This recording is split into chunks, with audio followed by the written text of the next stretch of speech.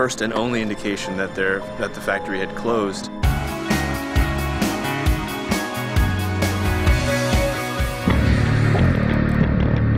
As American manufacturing went into decline, factories rose in China, and it quickly became the world's manufacturing center and the world's fastest growing economy.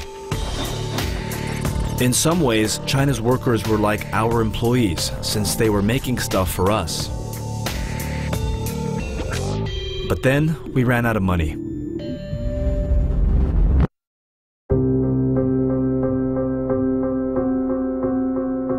This is a nation with 1.3 billion people. But here in this industrial city, it's like they've just all disappeared. I'm going to China to see how the global economic slowdown is playing out. This was a shoe factory that closed when the owners just fled and didn't give any of the workers any warning. More than 20 million migrant workers can lose their job. And now, the nation that's poised to become the world's next superpower is getting nervous.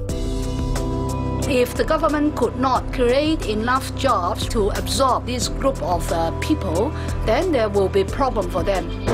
This giant lot that we just walked into belonged to a company that manufactured shoes for Adidas. First, we outsourced our jobs. And now, we've outsourced our unemployment.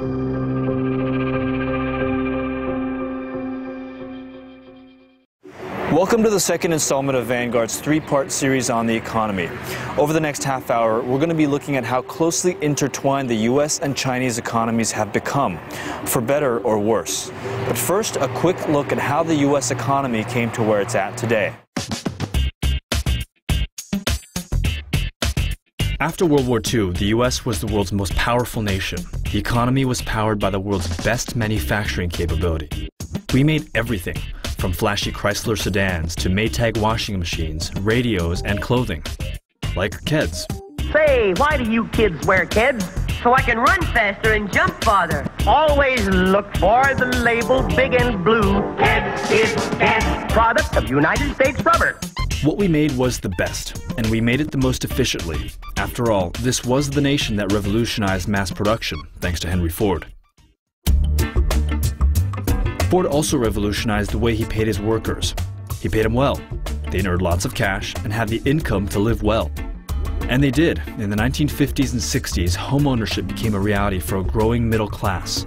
And looking back, you could say that it seemed like a happy time.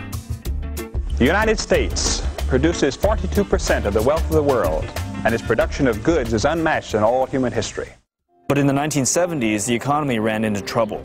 The U.S. was engaged in the Vietnam War, government debt shot up, the dollar tanked, and on top of that, the U.S. faced a debilitating energy crisis. President Reagan entered office in 1980 to take on a terrible economy. His weapon? Pro-growth economic policies. The idea here was to get the economy to grow by cutting federal taxes and encouraging people to spend more money.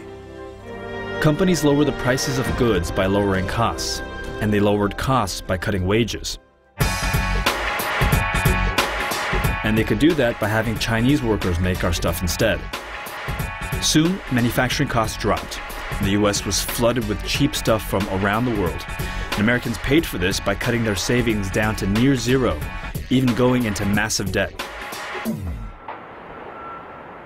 And here in Long Beach, California, is all that stuff we buy from Asia. The global economy really is dependent on American consumers. American consumers have a ravenous appetite for products. It's what percentage of those products, whether we're talking about TVs or the couch, comes through here? A very, very high percentage. Nowadays, most of what we have in our homes was probably made overseas, and probably most of that was made in Asia, and so that means that probably came through here. And whether it's your home or your shopping mall, your choices in products, most of that is products made overseas. But recently, that's all changed. Imports started slowing down about a year and a half ago when the U.S. housing market slowed down. So construction materials, furniture, those kind of things started to drop off. And then a lot of consumer goods started to follow. As you're hearing around the rest of the country and around the world, the depths of this recession, it's much greater than we've seen.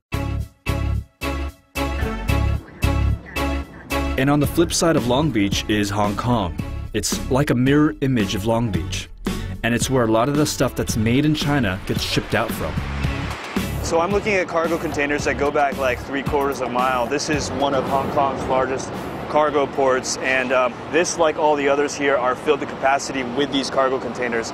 Normally this is a good thing, but the difference now is that all these cargo containers are sitting empty. These used to hold all the goods that were sent back to the US. Now that we're not buying, they're just sitting here empty. This all gives you a sense of the severity of the global economic downturn. We're in some pretty serious trouble. And from the ports of Hong Kong, we went to the city of Shenzhen, inside mainland China.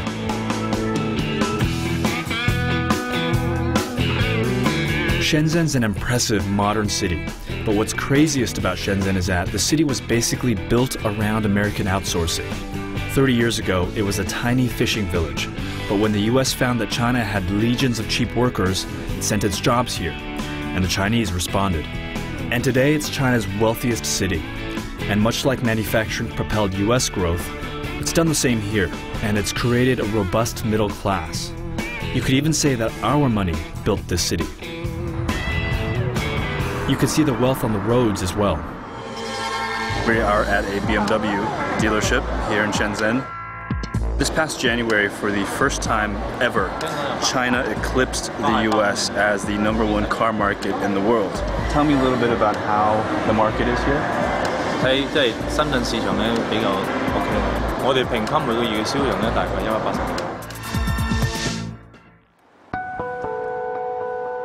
At the same time, when you look past the flash and boom, you can see cracks in the economy. Years and years of breakneck economic growth have created a lot of wealth here in China, but as China finds itself in a position where its people need to start becoming avid consumers of products like Americans are, China's finding it difficult because China's people just typically are big savers. So even though BMW sales may be up, it appears not enough Chinese consumers are spending enough to support the economy. When the financial economic crisis started, there are lots of factory which has been closing down because that the lack of orders from overseas companies. We set out for the heart of the world's manufacturing center, ground zero in the economic slowdown.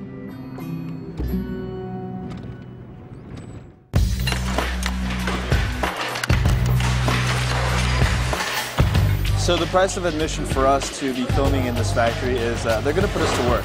So for the next shift, I will be a quality control girl.